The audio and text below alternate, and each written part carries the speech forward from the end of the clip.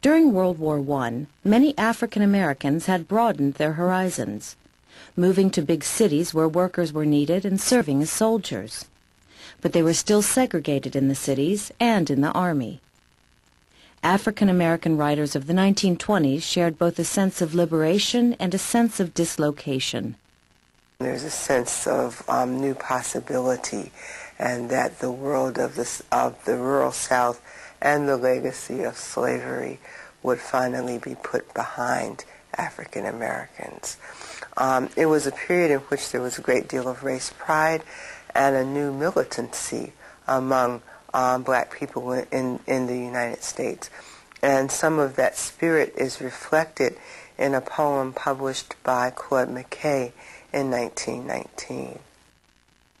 If we must die, let it not be like hogs, hunted and pinned in an inglorious spot, while round us bark the mad and hungry dogs, making their mock at our accursed lot. Like men we'll face the murderous cowardly pack, pressed to the wall, dying, but fighting back. The Crisis was a magazine edited by W.E.B. Du Bois in New York's Harlem, where many black writers settled. It provided an outlet for the explosion of black prose and poetry, which came to be called the Harlem Renaissance. They wanted to represent a character on the stage and on the page who was not bound by the minstrel stereotypes, a new Negro, as the phrase went. And indeed, the New Negro was the title of the manifesto of the Harlem Renaissance, an anthology edited by Alain Locke and published in 1925. And the writers of the movement really often referred to the movement as the New Negro movement. One of these writers was the poet, novelist, and essay writer James Weldon Johnson.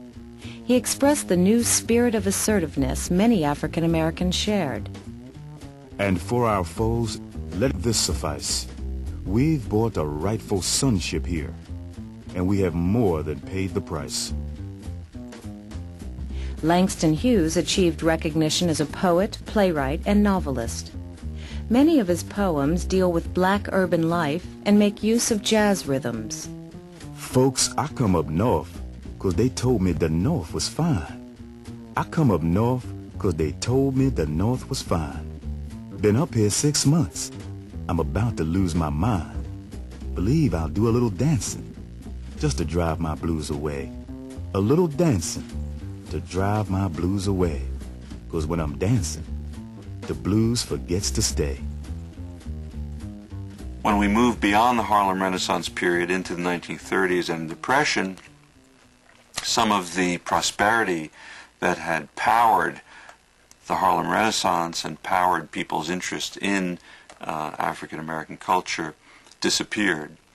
And blacks in America, of course, suffered along with everyone else the effects of the Great Depression. So a lot of that joy and exuberance seemed to go out of it.